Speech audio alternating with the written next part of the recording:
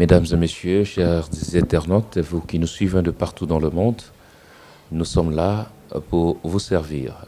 Aujourd'hui, nous allons recevoir le révérend Fodéric de Brazzaville, de l'église La Résurrection Tabernacle ici à Brazzaville.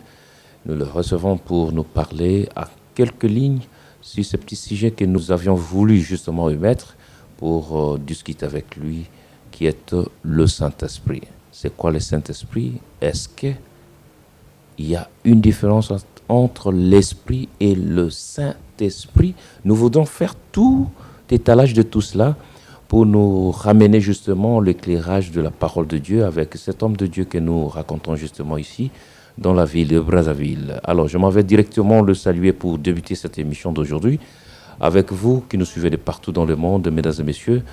Bonsoir, pasteur. Bonsoir. C'est la énième fois que nous vous recevons dans cette émission. Quelles sont justement vos impressions? Bon, je voudrais d'abord avoir les impressions par rapport à votre passage, comme on n'a pas encore commencé l'émission. Bon, l'impression, c'est que nous sommes dimanche, on sort de la prédication, Dieu nous a bénis, et puis bon, on peut être que joyeux. Très bien. On a voulu choisir justement ce petit sujet sur le Saint-Esprit. Et comme vous, on vous taxe un peu partout, l'homme du Saint-Esprit à tout moment. Alors, comment vous l'attendez, Saint-Esprit? Comment vous définissez justement cela?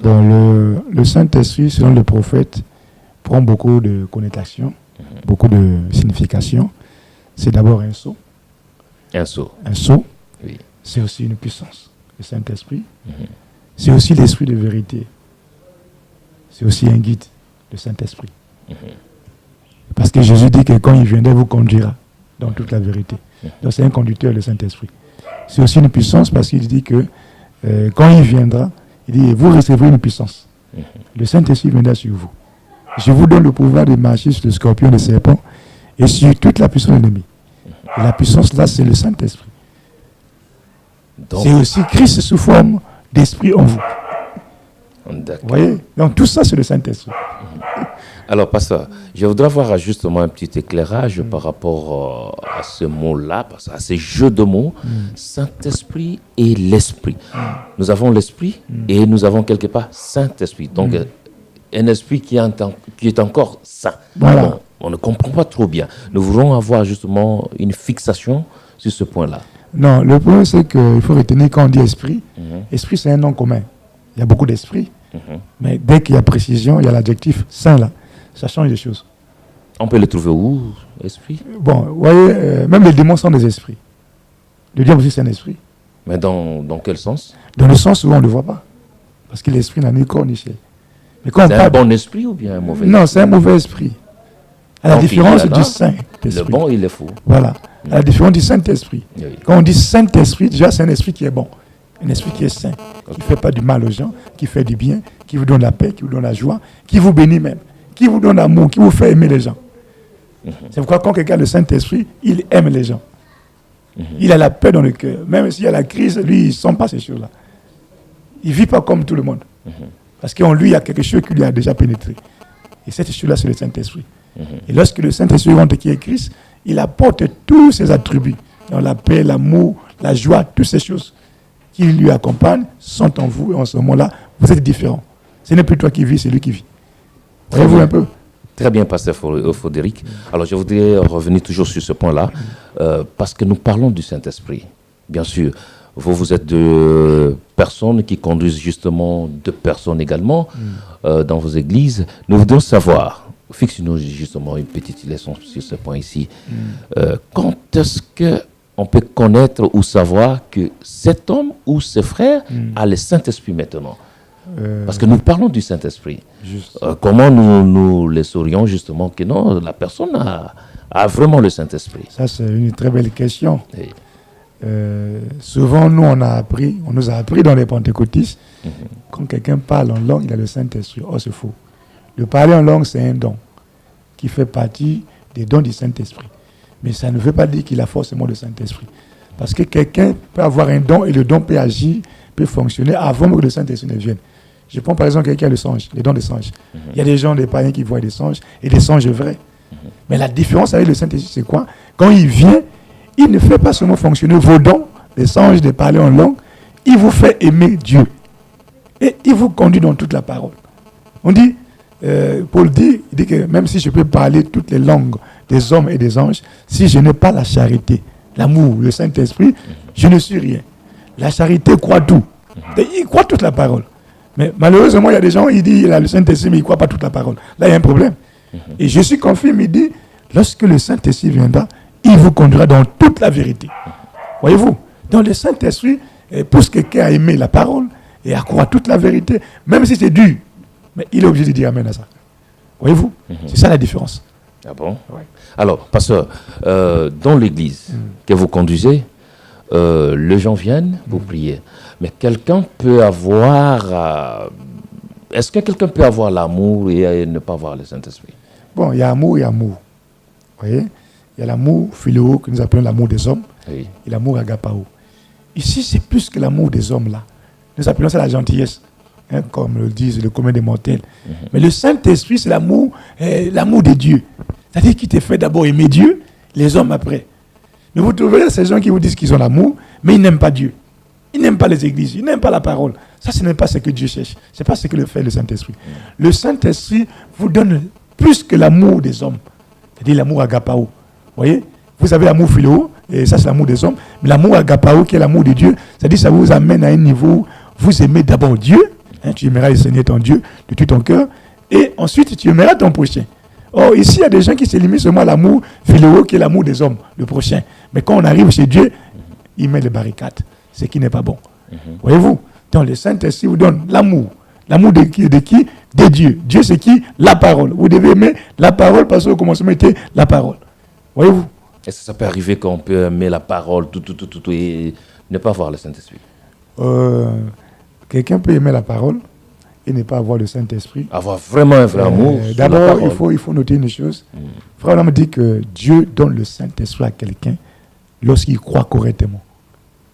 Voyez-vous? Okay. Je ne crois pas en réalité que quelqu'un ait l'amour agapao et ne pas avoir le Saint-Esprit. Parce que l'amour agapao, c'est Dieu lui-même. C'est le Saint-Esprit en question. Ça, on trouve ça lorsque vous croyez correctement.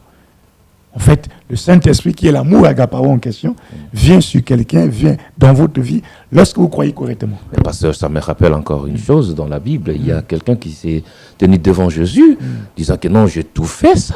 Mais Jésus a dit, va, vends tout ce que tu as. Bon, Reviens sur moi. Vous voyez, il payait même les dîmes. Il partait à l'église. Oui. Il avait presque tout. Hein. Il accomplissait tout ça. Mais le Saint-Esprit n'avait pas ça. Tu sais que Shida aussi n'avait pas le Saint-Esprit. Raconte un peu. Il a marché avec Jésus. Il pouvait prêcher la parole, mais il n'avait pas le Saint-Esprit. Le Saint-Esprit, c'est autre chose. C'est-à-dire ça vous amène à une dimension où vous ne pouvez pas rétrograder. Vous ne pouvez pas faire marche en arrière. Quand vous voyez les gens, oh, j'ai prié après marche en arrière, c'est qu'ils n'avaient jamais eu le Saint-Esprit. Le prophète explique, il dit c'est comme un wagon qui quitte Pointe-Noire. On a scellé ce wagon-là. Lorsqu'on scelle ce wagon, on met le sceau par l'inspecteur. Tant que ce wagon n'arrive pas à destination, on n'ouvre pas le wagon. Même si le train tombe en panne, même si l'église a des problèmes, même s'il y a des situations au niveau du prédicateur, ce n'est pas ton affaire. Vous voyez? Mais aujourd'hui, nous avons des gens, il a quitté parce que l'église a eu des problèmes. Il ne peut plus. Il devient rétrograde. Oh, le pasteur a eu ceci. Oh, un frère a fait ceci. Je ne peux plus. Ça, ce n'est pas une raison. C'est la preuve que la personne n'a jamais été scellée. Lorsqu'on est scellé, que le wagon, le train s'arrête en chemin ou pas, qu'il y ait des situations ou pas, on avance soldat chrétien. Vous ne pouvez pas arrêter. Vous êtes scellé. C'est pour ça que Dieu vous scelle. Il vous scelle parce qu'il connaît la fin. Que celui-là, il ne peut même pas faire marche en arrêt. Il a pris l'engagement d'avancer. Il va avancer jusqu'au bout. Voyez-vous? C'est pour cette raison que Dieu le scelle. Dieu le scelle parce qu'il sait que lui-là, c'est un vrai croyant. Et celui qui n'est pas vrai croyant, on ne le scelle pas. On ne lui donne pas le Saint-Esprit. Voyez-vous? Donc c'est ça. Vous écoutez parler, on peut directement comprendre ou attraper facilement la réponse sur la maladie que souffre aujourd'hui l'Église. Qu'est-ce que l'Église souffre aujourd'hui, pasteur? Parle-nous un peu. Est-ce que l'Église manque aujourd'hui le Saint-Esprit ou comment? Parce qu'il y a des divisions partout qui règnent. Est-ce que la division, c'est une bonne chose? Est-ce que quelqu'un qui fait une division dans une Église, est-ce qu'a-t-il le Saint-Esprit ou pas? Bon, vous savez, si je rentre par exemple chez nous dans le message, Oui. l'origine des divisions, la maladie des églises, il y a beaucoup de raisons à ces choses. Mhm. La première des choses, les gens ont été très mal enseignés. William Branham, qui est l'apporteur du message, a donné des consignes. Il dit que ceux qui devaient prêcher son message devaient être des gens qui ont été fidèlement enseignés. Et ces gens-là, ils ne venaient pas avec leur révélation pour épater les gens. Ils prendront ce que Dieu a déjà dit aux messagers et ils vont distribuer aux gens. Mais le problème, c'est quoi? C'est que nous avons eu des gens, non seulement qui n'avaient pas de Saint-Esprit, ils étaient mal enseignés. Quand ils viennent dans l'église des gens, ils veulent les pâter, ils veulent montrer même qu'il est plus que le pasteur d'autrui. Wow. C'est comme si tu viens dans ma maison comme ça, tu veux montrer à ma femme que tu me dépasses. Est-ce que tu es juste d'abord? Mais attends, ça ne marche pas. C'est une menace. C'est une menace. C'est une menace. Mais l'église, c'est la femme du pasteur, une femme spirituelle d'un pasteur. Vraiment. Donc, quand on vous donne la chair, ayez au moins du respect pour l'homme qui vous donne la chair. Vous voyez? Moi, j'appelle ça le banditisme à la chair. Vraiment. Non. Si tu as des choses à aider, tu veux aider le pasteur, l'autrui, tu l'appelles à l'écart. Regarde, le travail que quelqu'un a battu, avec le message encore qui est difficile, il a rassemblé des brebis, il a 5 ou 10 têtes, 20 têtes, et facilement tu viens faire des désordres. Ça prouve que tu n'as pas de Saint-Esprit. Et pour ton information, Branham me dit que tout ce qui est de division est Jida dans les églises. Tout ce qui a mis division dans les églises, c'est Jida. C'est l'esprit de Jida. Condamnable. C'est le Jida. Ce n'est pas de Dieu. Dieu n'est pas un Dieu de division, mais un Dieu de séparation. Ok. Parce que là, il y a deux choses différentes. Okay. Séparation et division, deux choses différentes. Celui qui vient diviser, ça c'est le diable carrément. Ce n'est pas de Dieu. Voyez-vous? Donc la maladie des églises, c'est ça. Connaissance, d'abord, mal enseignée. Deuxièmement encore, le Saint-Esprit. Tu sais que beaucoup de doctrines que nous avons reçues dans le message, c'est le fait qu'il n'y a pas de Saint-Esprit. Parce que le Saint-Esprit, Branham dit qu'il vous donne la nette compréhension des Écritures. Le Saint-Esprit. Nous avons trop de choses que je ne veux pas dire parce que ça va dans les internets, parce que je ne crois pas au fait de larguer les autres frères dans les internets. Je ne crois pas ça. Je ne crois pas ça. Les Branham se battent derrière la maison. Ok. Mais est-ce qu'on peut avoir le Saint-Esprit avant d'être enseigné? Avant d'être enseigné, il y a d'abord un problème. Tu m'as rappelé quelque chose que les Saint-Esprit m'a rappelé. En tout cas. Il dit même avant les vertus que nous parlons connaissance. Toutes ces connaissances que nous recevons sans le Saint-Esprit, ça nous amène à tordre même la parole. En réalité, quelqu'un doit avoir le Saint-Esprit avant d'avoir la connaissance. Si tu n'as pas le Saint-Esprit, cette connaissance-là sera une connaissance embrouillée. Parce que le Saint-Esprit doit illuminer ta connaissance, ton savoir-faire, ta façon de faire. Vous apprivoisez tout Voilà, il prend le contrôle. C'est pourquoi, lorsque quelqu'un croit réellement, parce que tu vois, quand tu vois la statue de l'homme parfait, c'est la foi d'abord. Okay. Quand vous croyez correctement, Dieu vous donne ça. Et à partir de là, vous commencez à galoper. Vous avez la vertu. Voyez, vous avez la connaissance, une véritable connaissance, une connaissance parfaite, pas une connaissance où il y a trop de l'humain dedans, il y a trop de raisonnement. C'est des connaissances que nous avons trouvées dans le message. Voyez, vous allez un peu plus dans la piété. On a vu des gens qui se font de la piété, qui fabriquent la piété même. Ah bon? Mais en fait, de quoi, ce n'est pas la piété. Oh, la piété du Saint-Esprit, c'est différent. Oh, mon Dieu. Oui.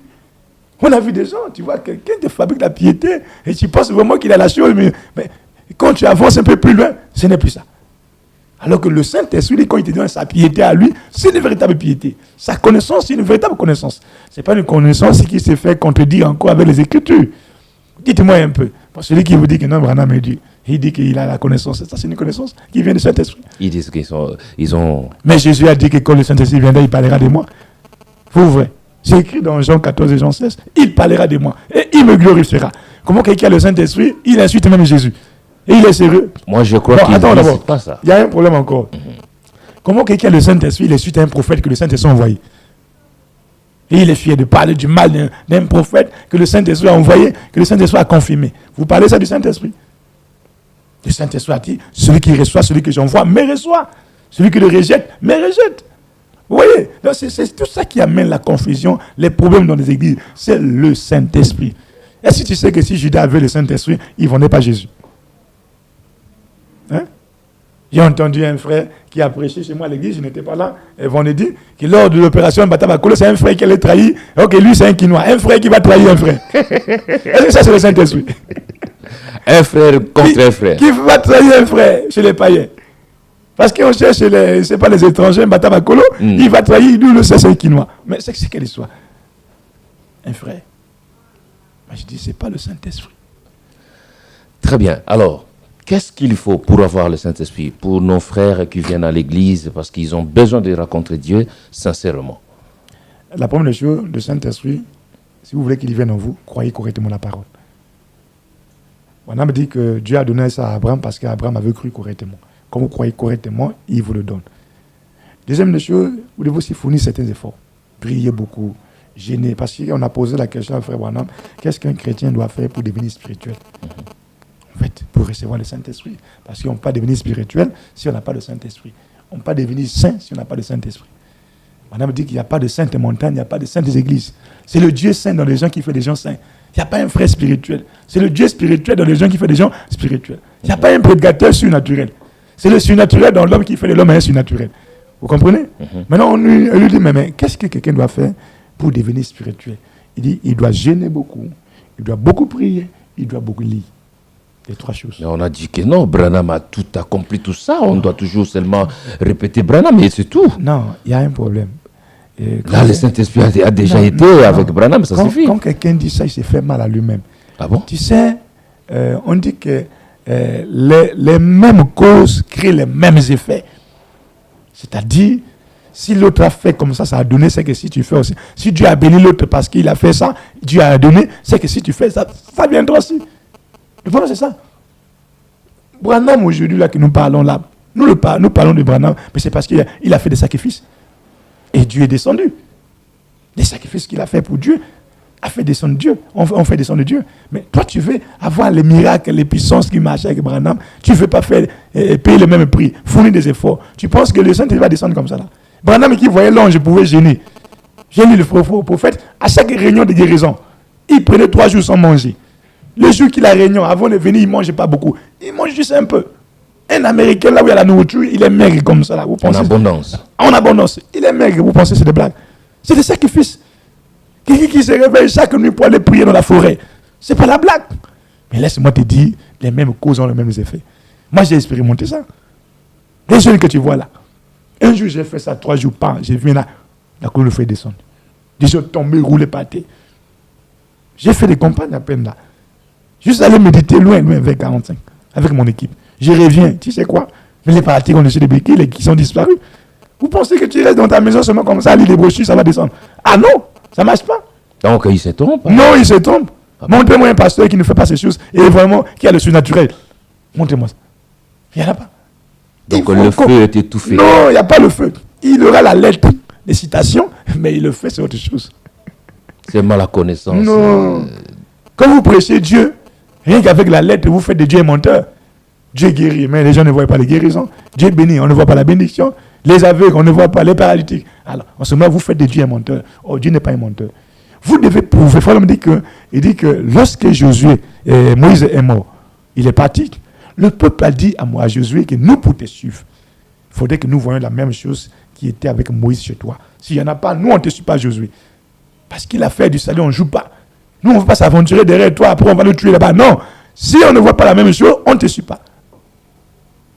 Et Branham ajoute, il dit les prédicateurs qui apportent la parole aujourd'hui devaient avoir la même chose. Non seulement la lettre, pour aller épater les gens, mais ils doivent montrer à leurs assemblées que le Dieu qui les prêche est en eux. Et il doit prouver ça lui-même, ce Dieu-là. Vous voyez? Donc c'est ça, mon frère. C'est ça. En tout cas, mesdames et messieurs, vous qui nous suivez de partout, c'est l'éclairage de la parole de Dieu que nous sommes en train d'avoir ici avec le révérend Fodéric que nous avions reçu dans cette émission, mesdames et messieurs. Vous qui nous suivez de partout, là nous tendons vers la fin, mais il va nous faire justement une récapitulation par rapport à tout ce que nous avons parlé ici pour vous ramener une connaissance un peu plus par rapport à ce que vous aviez bien avant. Alors, pasteur, d'après ce que nous avions parlé ici, nous voudrions avoir un mot par rapport à tout ça. Qu'est-ce que vous pouvez dire à ce grand public qui nous regarde de partout? Ce que je peux dire, il y a une question que vous avez manquée. Laquelle, pasteur? C'est l'importance même du Saint-Esprit. L'importance. Non, je vais finir. Je voudrais d'abord que vous faites justement, vous fixez justement une petite leçon à ces grands publics qui nous regardent là. La leçon, c'est quoi? C'est que nous n'arrêtons pas seulement à adhérer à une église, à venir battre les mains, à dire seulement Amen. Nous devons aller jusqu'au point culminant. Paul a dit, lorsqu'il est arrivé, il a vu les gens qui croyaient déjà le message de leur, croyaient déjà en Christ. On les avait présentés déjà à Jésus. Il leur pose la question, avez-vous reçu le Saint-Esprit depuis que vous avez cru? Le problème aujourd'hui, ce n'est pas de dire que tu es ancien. Tu es ici, non. Est-ce que tu as reçu le Saint-Esprit depuis que tu as cru? C'est la question même que j'allais vous poser. Est-ce que, comment vous vous sentez? Est-ce que vous avez le Saint-Esprit aussi? Parce que c'est vous qui prêchez là. Moi, j'allais aussi savoir aussi. Je n'ai pas non seulement le Saint-Esprit, je suis même l'ami du Saint-Esprit. Si j'exagérais, peut-être je te dirais. Mais on a toujours dit que non, peut-être. On ne doit pas dire. Si je te disais une chose. Dieu n'est pas notre grand-père. Non, il n'est pas notre grand-père, mais je suis à dire vous devenez mes amis. Il dit, je ne vous appelle plus des serviteurs, vous êtes mes amis maintenant. Vous savez, à un niveau donné avec l'âge de l'épouse est compliqué. Oui, mais l'âge de l'épouse, c'est plus que même l'âge des apôtres. Les apôtres, ils les appelaient les amis et nous. Ok, mesdames et messieurs, écoutez le pasteur Frédéric qui parle. Vous voyez? Les apôtres, ils disent, vous n'êtes plus mes serviteurs, je vous appelle mes amis. Ok. Parce qu'avec vous, il n'y a plus de secret là. Vraiment. On devient des amis. Là, on a dépassé beaucoup de choses. Non, on a dépassé ces étapes. Tu sais qu'il y a une chose même que tu oublies. Hein? Dans cet âge où nous sommes là, même le Saint-Esprit à un niveau donné devient en bas, il faut aller loin vers l'adoption. Le baptême du Saint-Esprit devient en bas, il faut aller vers l'adoption. Ça, c'est un autre degré. Donc, c'est pour dire ça, c'est l'homme de Dieu déjà. Oui, ça dit que si tu n'es pas encore arrivé au baptême du Saint-Esprit, Madame dit tu n'as même pas encore commencé la course. Quand tu n'as même pas le Saint-Esprit. Moi, le Saint-Esprit, pour moi, c'est une personne. Quand je monte en ciel, là, je l'entends comme une personne. Et il parle. Et il me fait parfois des reproches comme une personne. Donc, si quelqu'un venait, même si tout le monde réfléchit de quoi qu'il n'y a pas un Saint-Esprit, moi je dirais, bon, restez pour vous dans votre côté, mais moi je crois qu'il y a un Saint-Esprit. S'il n'y a pas un Saint-Esprit, qu'est-ce qui fait que quand je dis à un paralytique, lève-toi, il se lève? Comment moi je monte à la chair? L'Esprit rentre dans quelqu'un, il parle, il défie même toute l'église. Il dit, si ce n'est pas moi qui parle, il faut photographier la photo de Jésus. Si vous ne voyez pas le feu là-bas, c'est comme ça. Mais les gens ont pris les appareils. En plein dimanche, journée, pas la nuit. Tac, tac, tac. Non, pas ça. Ils ont commencé à filmer comme ils filment là. Le sein de la colonne de feu. On était des tourbillonnés sur la photo de Jésus. Ça, je l'ai vu aussi à Kinshasa. J'ai un pasteur Marcel. Tu comprends? En couleur verâtre comme ça, donc c'était un peu vert comme ça. Chez nous, ça a pris 1 heure. Et là, le feu là, bougeait avec le pasteur. Chez nous, il a défié tout le monde. Vous savez, il faut vraiment apprécier certaines choses que les gens n'ont pas toujours cru, surtout les dénominationnels. Lorsque Branham va dans le tabernacle de Billy Sunday, il voit la photo de Jésus Hoffman. Il prend ça, avec les visions qu'il voyait, il dit, c'est ça, le vrai visage.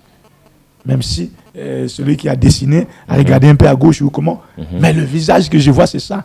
Des gens ont pris ça pour les blagues. Mais laisse-moi te dire, 50 ans après, derrière Branham, dans notre tabernacle, la colonne de feu est descendue sur cette photo-là. Pendant 1 heure, on était de se tourbillonner. Tourbillonner. Ça se coupe en 2, 3. Pendant ce temps, Dieu est en train de parler là-bas. Je viens bientôt. Ceux qui ne veulent pas soutenir l'œuvre, tant pis pour vous. Vous allez rester ici. Les pleurs, les gens ont jeté les bébés. C'était compliqué. Qui va tenir l'autre? Vous voyez? Bon, tu vas me dire, il n'y a pas un Saint-Esprit et tout. Je comprends que tu es encore en bas. Parce que le problème, ce n'est pas seulement d'aller à l'église, c'est d'arriver à un niveau donné, à une dimension donnée avec Dieu. Pour comprendre comment ces choses-là fonctionnent. Sinon, tu vas dire que ce sont des histoires, les gens inventent des choses, les colonnes de feu. Mais je comprends que tu es encore enfant. Mais ceux qui sont déjà arrivés là savent qu'il y a un Dieu qui ne répond pas le feu. Il y a un Dieu qui se manifeste sous forme du Saint-Esprit et qui guérit les malades. Voyez-vous? Donc, c'est pour dire que le Saint-Esprit, c'est quelque chose qu'on expérimente tout le temps. Et vous savez, quand il descend plus près, même vous sentez il y a comme une présence autour de toi. C'est comme si je te sens là. Vous voyez? Bon, tu ne vas pas dire à quelqu'un, non, le Saint-Esprit n'existe pas. Bon, pour moi, ça existe et je l'ai. Et vous l'avez. Voilà la réponse que j'attendais. Non, parce que vous avez le Saint-Esprit. C'est ça? Juste. Très bien. Alors, pour finir, pasteur, je voudrais bondir justement sur votre question là. Comment vous allez sentir que vous... Donc, comment vous allez vous sentir que non, vous avez le Saint-Esprit et il vous conduit? Comment sentir? La première chose, il faut retenir le Saint-Esprit, c'est une personne. C'est la personne spirituelle de Christ. Okay. Sauf que, à un moment donné, vous ne le voyez pas, mais vous entendez comment il parle. Vous pouvez sentir même sa présence. Vous voyez? Même quand tu médites là, puis tu dis ici c'est pas ça, ici c'est pas ça. Alors, je disais tantôt que tu as posé des questions, mais il y a une question qui est très capitale. c'est à quoi sert le Saint-Esprit. Vous savez, aujourd'hui, nous voulons dire qu'il faut laisser les bandes de brebis écouter. C'est vrai. Mais Branham dit ceci, que dans les bandes là, il y a des choses qui sont entremêlées. Il dit, ce que Dieu m'a donné comme révélation, je n'ai pas eu le temps de les classer dans l'ordre, de disperser. Mais le Saint-Esprit viendra et mettra ça dans l'ordre.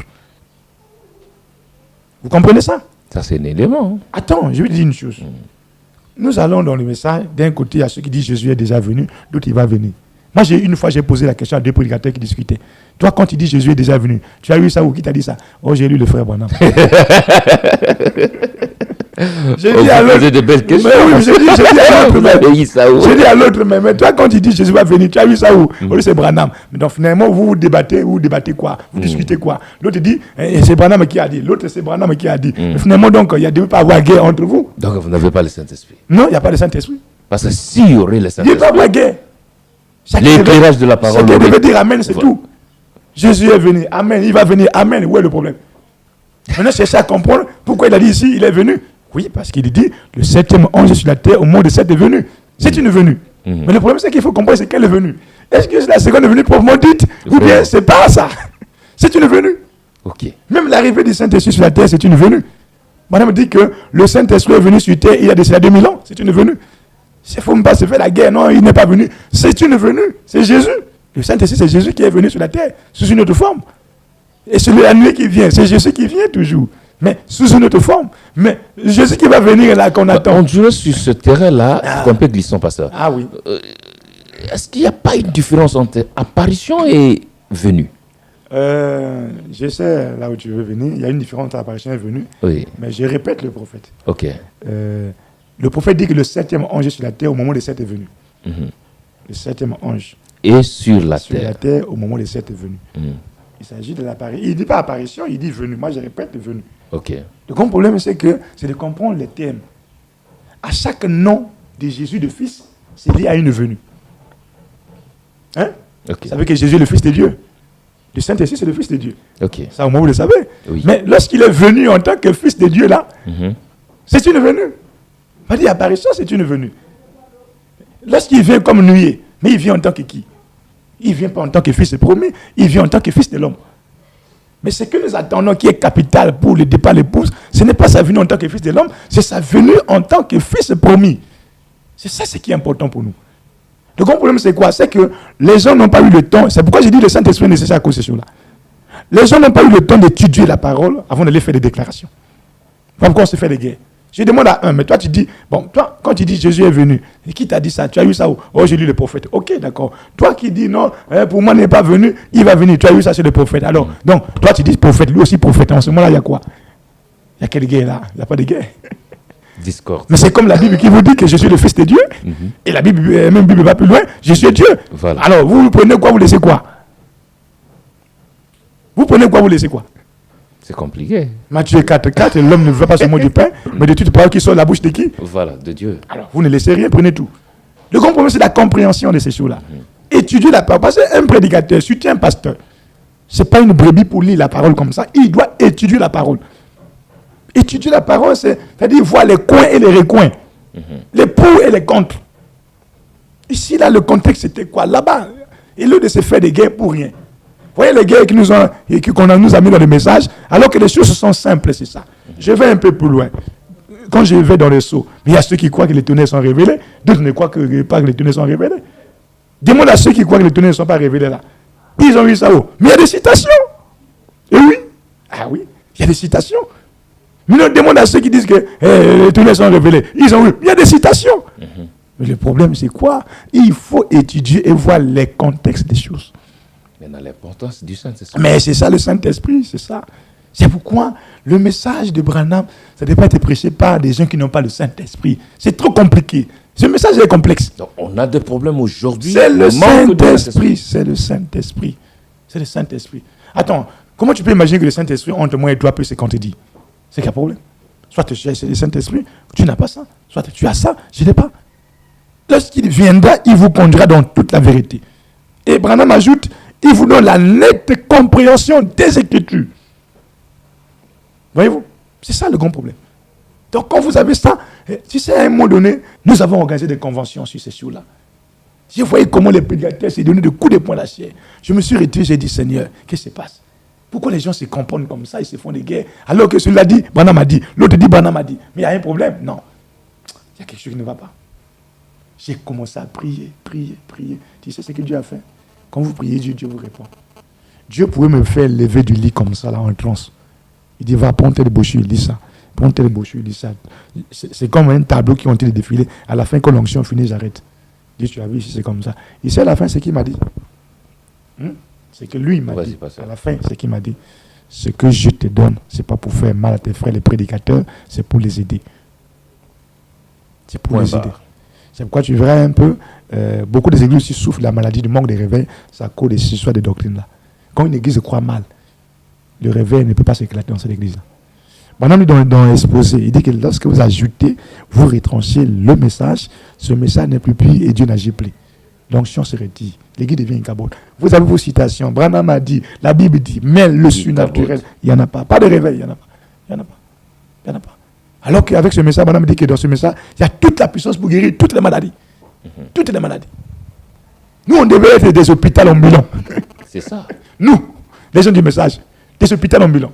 Mais malheureusement, on a trop de citations, mais... Désolé. Le problème, c'est qu'il faut revenir à ça, le Saint-Esprit. Maintenant, une fois que vous arriverez au Saint-Esprit, au baptême du Saint-Esprit, alors il faut convoiter la chose qui est culminante, qui est l'adoption. Ça, c'est très bien. C'est ça. Mesdames et messieurs, on n'a pas reçu n'importe qui. C'est un lecteur de brochures de William Branham et lecteur de la Bible. Il nous a démontré à ligne et à tout facteur combien il est capable de nous défendre ce qu'il croit. Mesdames et messieurs, ce n'est pas facile, mais il faut y arriver. Il s'appelle le révérend Foderic, que nous avions reçu dans cette émission aujourd'hui.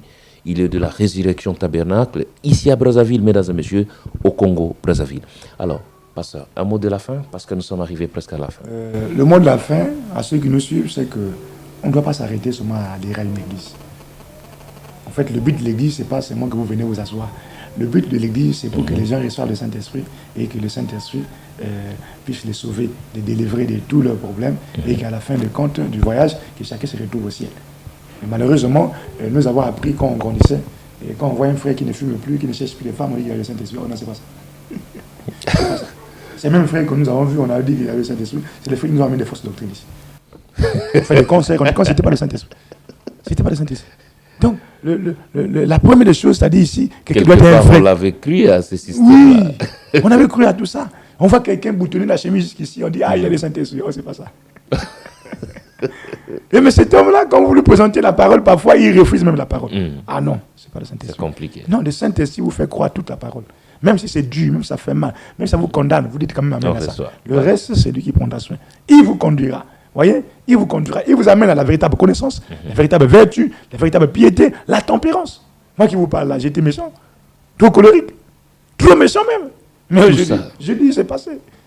Si je me fasse n'importe comment, j'aurai des maux de tête. À moins que ça soit une scène de colère.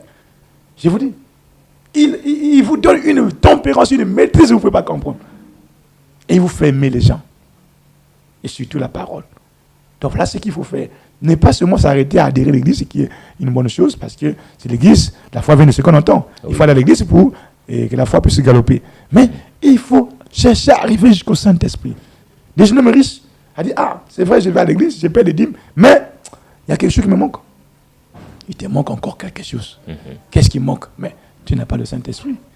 Voyez? Donc, si chacun de nous pouvait s'efforcer à arriver à ce niveau-là, ce serait une bonne chose. Et je crois que même les divisions, là, on va oublier ça. Parce que le Saint-Esprit vous amènera à la compréhension, nette compréhension.